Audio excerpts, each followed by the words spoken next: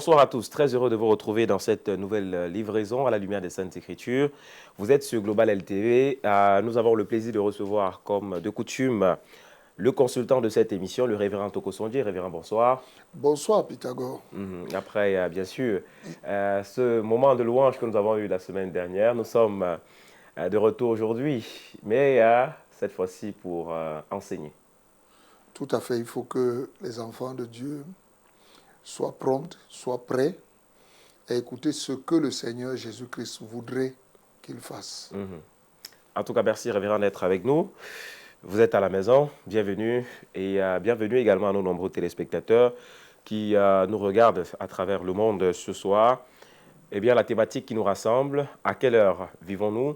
Nous allons aller dans la continuité de ce que nous avons démarré il y a plusieurs semaines déjà pour essayer de comprendre davantage l'heure dans laquelle nous vivons, bien entendu, et de voir comment se prémunir pour ne pas tomber dans le piège de cet âge, un âge mauvais dans lequel nous vivons, il faut le dire. Révérend Toko, on va essayer de faire un résumé de ce qui a été dit jusqu'ici dans le cadre de cette thématique. Nous avons déjà essayé de présenter les signes qui démontrent que nous sommes effectivement à la fin des temps. Nous avons parlé des prophètes, nous avons parlé du prophète majeur qui a été envoyé en ce temps de la fin. Nous avons essayé aussi de présenter le paysage social, le paysage politique et même le paysage religieux dans lequel nous vivons aujourd'hui. Et le constat est clair, nous sommes à la fin des temps. Aujourd'hui, nous allons essayer, révérend, de dire aux enfants de Dieu ce qu'il y a de le faire en ce temps de la fin, alors que la pression va grandissante. Comment est-ce que nous devons nous préparer, dans quelle atmosphère devons-nous être à l'attente du Seigneur Jésus-Christ? C'est ce sur quoi nous allons échanger pendant ces 20 minutes et quelques que nous aurons à passer dans le cadre de cette émission. Alors, révérend, je m'en vais de ce pas vous poser cette première question. C'est la fin des temps, certes. Les temps sont mauvais, certes encore. Mais les enfants de Dieu, on se rappelle de cette parole du Seigneur qui dit « Je n'ai perdu aucun de ceux que Dieu m'a donnés ». Est-ce que ça devrait être une satisfaction pour nous? Je dirais non, pas tout de suite. Parce que nous sommes là pour propager l'évangile, mais aussi pour restaurer la dynastie du roi. Ce roi qui est l'Éternel, ce roi qui est Jésus-Christ, le roi des rois. Pourquoi est-ce que moi je dis non? C'est qu'il faut d'abord ressasser, il faut d'abord faire l'autopsie de ce qui se passe. Nous avons aujourd'hui le banditisme, la grande criminalité. Nous avons les drogues avec tout ce que cela comporte. Nous avons les débauches de toutes sortes. Ouais. Je parle bien des débauches de toutes sortes parce qu'il y a la débauche qu'on connaît, des prostituées qui sont dehors. Il y a la débauche de tranchées qui est à l'intérieur des ménages, c'est-à-dire une vie d'adultère, avec tout ce que cela comporte, une vie de fornication, même des enfants dans le cadre d'un ménage. Nous avons également tout ce que nous pouvons essayer d'inventorier. C'est dans ce monde-là que nous vivons. Et les enfants de Dieu ne peuvent pas dire que non, le Seigneur Jésus-Christ dit que non, il ne perdra rien, il n'a perdu personne et tout. Qu'est-ce que nous sommes en train de faire? Nous devons promouvoir la chrétienté. Nous devons promouvoir l'évangile du Seigneur Jésus-Christ. Et quand nous sommes en train de promouvoir l'évangile du Seigneur Jésus-Christ, nous devons faire l'effort d'afficher une bonne attitude, d'afficher un bon climat, d'afficher un bon comportement, d'afficher une fière allure de telle sorte que le Seigneur Jésus-Christ, nous voyant, s'identifie à nous. Il dit, ça, ce sont mes enfants. Et nous ne pouvons pas nous taguer de parler de certaines choses sans résumer tout dans l'amour. Les jeunes qui s'adonnent à la drogue, aux stupéfiants de toutes sortes, qui s'adonnent à la vie de débauche, comme on dit aujourd'hui, j'ai ma petite, j'ai ceci, Les gens qui s'adonnent à cette vie libertine, est-ce qu'ils aiment le Seigneur Jésus-Christ? Non. On ne peut aimer le Seigneur Jésus-Christ qu'en suivant ce qu'il a donné comme consigne, comme règle, comme précepte et ce qu'il attend de nous. Quand nous sortons des eaux du baptême, parce que le baptême doit se faire par immersion. Quand nous sortons des eaux du baptême, toutes les 140 lois et les 10 commandements sont résumés en une seule chose. Aimez-vous les uns les autres. Aimez l'Éternel, aimez votre prochain. Voilà la seule chose qui reste. Révérend, permettez-moi de vous relancer. Il y a souvent quelque chose qui revient à chaque fois. Et même ceux qui se disent chrétiens ou enfants de Dieu n'ont de cesse de le dire. Puisque le Seigneur a dit qu'il n'a perdu aucun de ceux que Dieu lui a donnés. Est-ce qu'il y a encore d'efforts à fournir? Puisque c'est Paul qui dit, si je vis, ce n'est plus moi qui vis, c'est Christ qui vit en moi. Est-ce que ces paroles-là, puisque vous avez dit tout à l'heure qu'on doit faire des efforts, mais si Christ n'a perdu aucun et que nous sommes parmi ces personnes-là, est-ce que nous devons encore faire des efforts, révérend? Nous devrions. Parce qu'il est question ici, je reviens bien, de promouvoir l'image d'un royaume. Ouais. De promouvoir l'image de notre Dieu et notre roi, qui est aussi notre Père. Pour promouvoir une bonne image, nous n'allons pas rester dans l'attitude stérile et pencher dans ce qui se passe au monde aujourd'hui. Regardons les églises. On fait pratiquement la promotion de Lucifer. On parle du monde, de la spiritualité, on parle des forces du mal. On en fait pratiquement l'apologie. Nous ne pouvons pas entrer dans ce registre. Entrons dans le registre où Dieu le Père sera toujours glorifié. Dieu le Fils sera toujours glorifié. Dieu le Saint-Esprit sera toujours glorifié. Je ne dis pas seront. Nous savons que Dieu le Père, Dieu le Fils, Dieu le Saint-Esprit, c'est des différentes fonctions de la personne. Si nous restons à nous dire que nous ne devons pas faire des efforts, nous allons faire une très mauvaise promotion de notre chrétienté.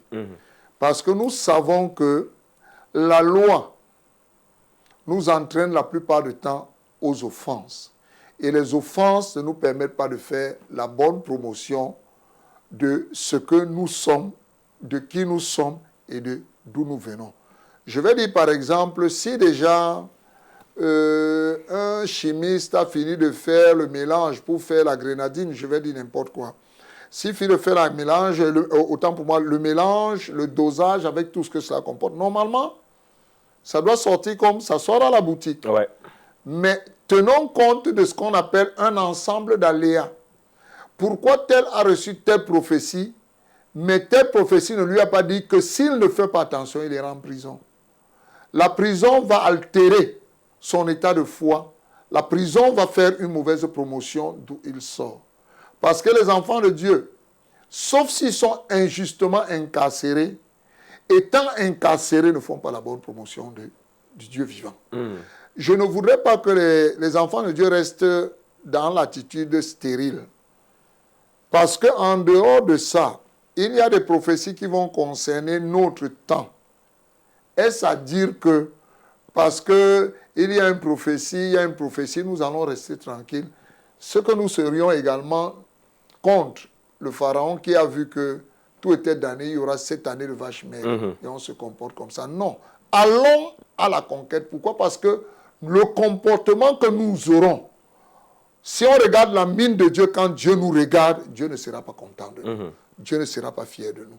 Dieu n'est pas fier de sa fille prostituée dans la rue. Il est fier d'une fille qui a un comportement un peu plus posé. Merci, révérend. Et que dire à ces personnes-là qui, révérend, veulent servir le Seigneur, mais qui ne savent pas trop comment faire? Parce qu'il y a des personnes qui disent, oui, vous parlez de Jésus, vous parlez de Dieu, mais comment faire pour le connaître? Comment faire pour parler de lui avec autant de passion, avec autant d'amour, avec autant de fierté? Qu'est-ce que vous dites à ces personnes-là ce soir? Je conseillerais d'abord aux jeunes gens ou bien des personnes assez matures d'aller piano. Comme on dit, qui va piano, va sano. D'y aller doucement. Nous ne pouvons pas arriver, on embrasse tout d'un trait. Le coup de foudre entraîne la plupart du temps à l'échec d'un sentiment. Or, comme l'adage dit, comme on fait son lit, comme on s'y couche, il faut aller doucement, doucement, étape par étape. J'ai entendu parler du Seigneur Jésus-Christ. J'essaye d'aiguiser ma curiosité, qui il est, qu'est-ce qu'il aime, qu'est-ce qu'il prône, avec tout ce que cela comporte. Il faut y aller d'abord très doucement. Pourquoi? Parce qu'on trouve beaucoup de gens qui sont comme des volcans en éruption. Ils arrivent aujourd'hui, 6 mois après, ils ne sont plus du bataillon de Jésus-Christ. Il faut aller doucement. C'est une école, une très longue école où on apprend, comme nous faisons la rencontre d'une jeune dame qui sera d'une jeune fille qui sera notre dame demain. On apprend à connaître cette fille, d'où elle sort. Qu'est-ce qui a écumé son passé? Parce que son passé peut projeter son avenir.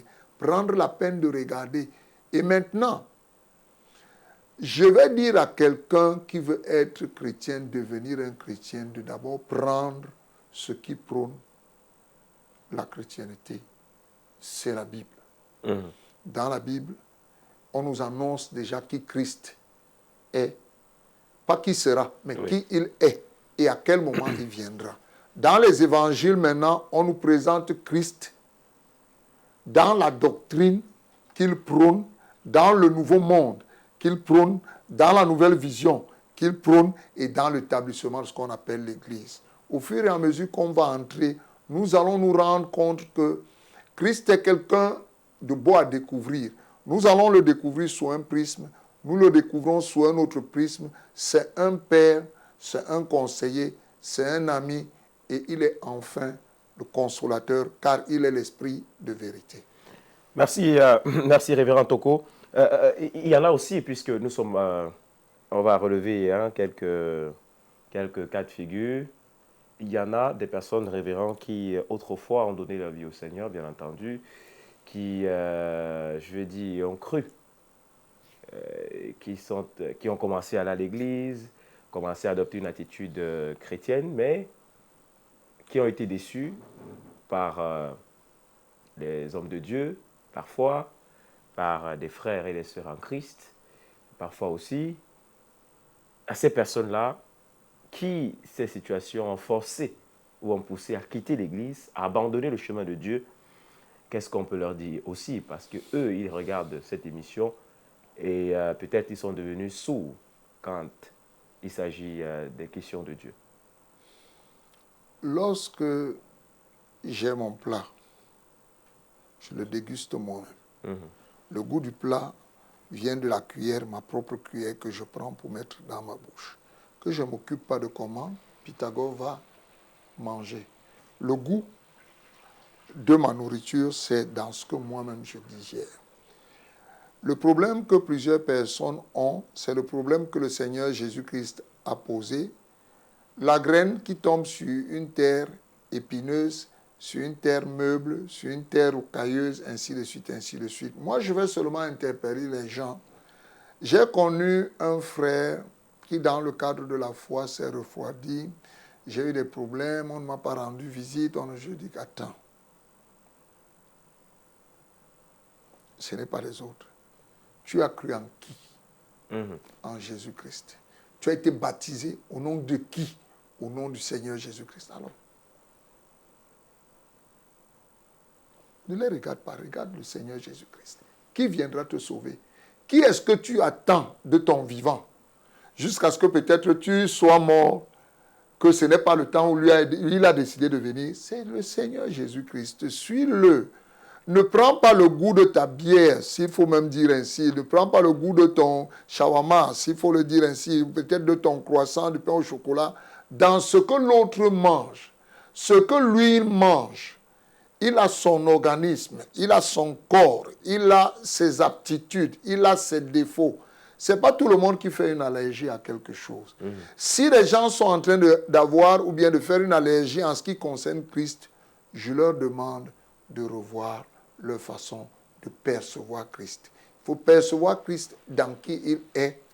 Ne pas percevoir Christ par les gens qui font la promotion de qui Christ est. Parce que les hommes vont toujours nous tromper. C'est des êtres humains qui sont passibles de fautes, passibles de beaucoup de failles. Mais j'interpelle les jeunes frères ou les jeunes sœurs qui ont quitté la foi, que venez, il y a un côté de Jésus-Christ que vous n'avez pas découvert. Si vous aviez découvert ce côté de Jésus-Christ, ce pan de Jésus-Christ, ce prisme de Jésus-Christ, cet aspect de Jésus-Christ, vous ne trouverez pas en d'autres personnes la raison de votre chute. Alors, révérend, nous sommes quand même dans un contexte particulier où il y a tellement d'églises, tellement de pasteurs, tellement d'hommes de Dieu. D'autres sont des vrais hommes de Dieu, d'autres sont des faux, parce que c'est le prophète Branham qui dit que chaque réveil produit des jumeaux. Donc, à chaque fois qu'il y a un vrai, il y a toujours un faux. Dans cette condition-là, révérend, il est parfois difficile d'avoir le discernement du vrai et du faux. Des gens sont attirés par des miracles, sont attirés par les richesses, parce qu'il y a des églises qui se sont transformées en lieux de richesse, et il y a d'autres qui sont devenus des lieux de prestigitation et toutes ces choses-là. Dans un contexte pareil, est-ce que ça ne contribue pas en quelque sorte aussi à refroidir parfois certains qui se disent, mais finalement on va même où? On va aller où? Bon, puisqu'il faut servir Dieu, finalement on va aller où? Et d'autres aussi, révérend, la question a deux volets, qui se disent, mais puisqu'on ne sait plus où aller, autant mieux rester à la maison et on prie Dieu. En tout cas, c'est le même Dieu que nous tous nous prions. Non, on ne prie pas Dieu à la maison avec une assurance. Parce que quand nous restons déjà à la maison, nous jugeons les autres. Il ne nous est pas permis de juger autant pour moi les autres. Le Seigneur, Dieu dit, à moi la vengeance, à moi la rétribution. Quand il vient manifester dans la chair, il dit, ne jugez point. Ne jugez point, afin que vous ne soyez vous-même jugés. Quand quelqu'un reste déjà à la maison, il a jugé, il a fait le constat, il a condamné. Ce n'est pas bon. Je dirais aux gens qui sont en quête, qui sont dans le cadre d'un doute, de se ressaisir tout simplement et d'aller interroger leur propre vie à eux-mêmes, si eux-mêmes ils sont sincères envers eux-mêmes et envers Dieu. Je vais prendre le cas d'un père qui est à la maison, qui corrige ses enfants, enseignant à ses enfants le chemin de l'équité. Il est correct dans son rôle, il est bien dans son rôle, mais qu'est-ce qu'il fait? À certains moments, il a des écarts de comportement que personne ne connaît. Et il y a chacun de nous a une partie, ce qu'on appelle souvent un jardin secret qu'on ne voudrait pas que quiconque découvre. Ceux qui sont en train de juger les serviteurs de Dieu aujourd'hui, est-ce qu'ils n'ont pas eux-mêmes un jardin secret qu'on ne devrait pas découvrir? Voilà un côté. Mais maintenant, il faut dire vrai, comme j'ai l'habitude de le dire dans beaucoup de chaînes, que pour dire vrai, nous les serviteurs de Dieu, nous péchons aussi quelquefois, mais nous n'avons pas cette petite honnêteté et cette petite force de venir demander pardon, de dire la vérité. Celui qui demande pardon, celui qui dit la vérité est une très grande personne. Il faut savoir regarder ce côté. Mais je vais dire comme les Ivoiriens disent aujourd'hui, le dehors est gâté. On ne sait plus qui est qui fait quoi.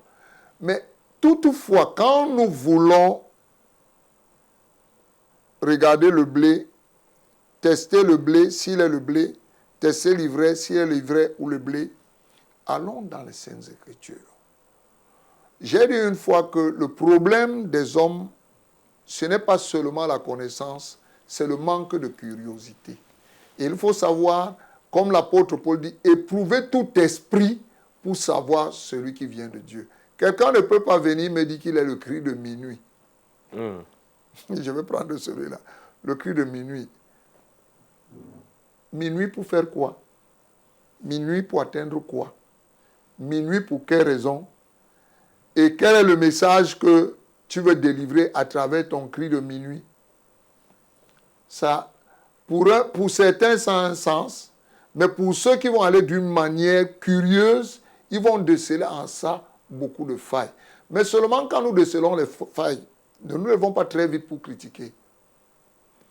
Purgeons nous-mêmes, et purgeons ces failles à la lumière des Saintes Écritures, et nous allons savoir quelle attitude adopter. Seulement, il faut avouer que ceux qui vont avec la verve du faux sont assez...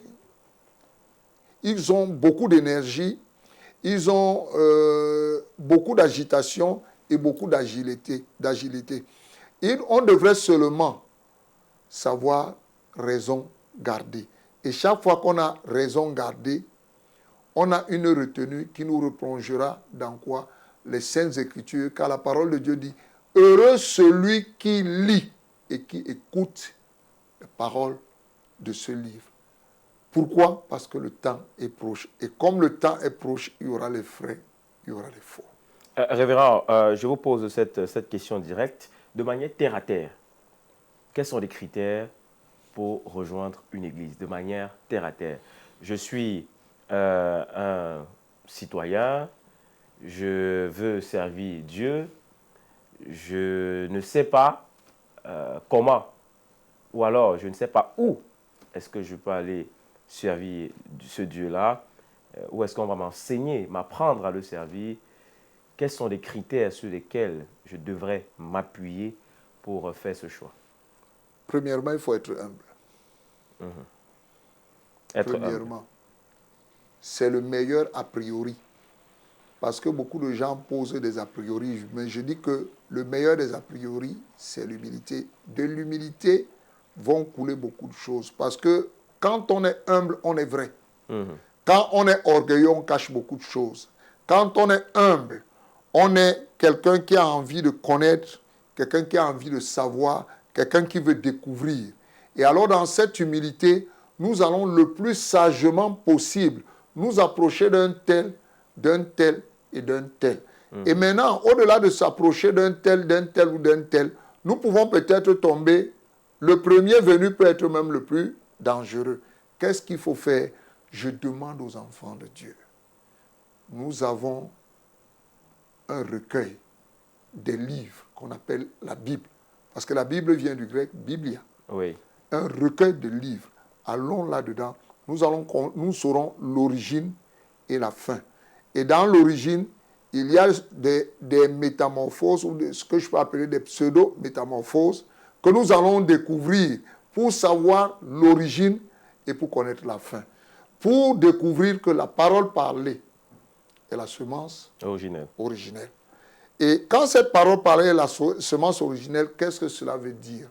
La semence originelle, par rapport à quoi? Par rapport à qui? Et quand on se lance dans la quête de la recherche, soyons humbles. N'ayons pas l'orgueil comme a priori. L'orgueil débouche à beaucoup d'attitudes versatiles, alors que l'humilité nous conduit à la découverte. Merci, Révérend Toko Sondi. On va sortir cette émission avec, en musique, bien entendu, avec un titre que vous allez bien sûr chanter pour nous. Question de nous permettre de digérer un peu tout ce qui a été dit. Révérend Toko, vous allez prendre votre guitare, bien entendu, et nous faire sortir de cette émission sous une belle note. Peut-être, est-ce que j'ai déjà chanté ça ici? Jésus, apprends-moi à mieux t'aimer. Écoutons un peu. Idi baeme seleso na mawasawa nyongi bola mese na mbamona dolisanewa na sibenginya tongudi sise ya bebe nawa kendoti tena mananga no nyendena bamona jenawa Oma winda yende biamu Nama pulisewa Onji bamule mamam na benyongi Ondoli sanewa nasibengi nyatongudi sise ya bebe na wa kedoti tena mananga no nyendena bamona jena wa yonga memani melemba kebe tonalande bamona timbande yonga memani melemba kabe mune tomuri mutoba bamo natingande. Oh oh Jésus, apprends-moi à mieux t'aimer, à te servir, à t'être dévoué, papa. J'ai soif de toi, je veux être comblé. Tu es ma vie, papa, c'est toi mon préféré. Oh oh Jésus, apprends-moi à mieux t'aimer, à te servir, papa, à t'être dévoué. J'ai soif de toi, je veux être comblé. Tu es ma vie, papa, c'est toi mon préféré. J'ai soif de toi, papa, je veux être comblé. Tu es ma vie. Seigneur Jésus, c'est toi mon préféré.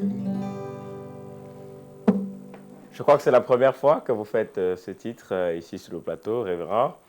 Merci, belle inspiration. Je crois que le message, il est clair. Oui. Celui qui cherche Jésus, apprends-moi à t'aimer. Oui. Et dans cette recherche, il va découvrir chaque jour un peu, un peu. Ne soyons pas pressés. Allons doucement pour trouver le seul vrai Dieu et la vie éternelle. Merci, révérend Toko Sondji. C'est sur ces paroles, mesdames, messieurs, que nous allons nous séparer pour ce qui est de cette autre livraison à la lumière des Saintes Écritures sur Global LTV. Merci de nous avoir regardés. Rendez-vous la semaine prochaine, toujours avec le révérend Toko Sondji pour égrener une portion de la parole du Seigneur. D'ici là, portez-vous bien. Shalom et que Dieu vous bénisse. Amen.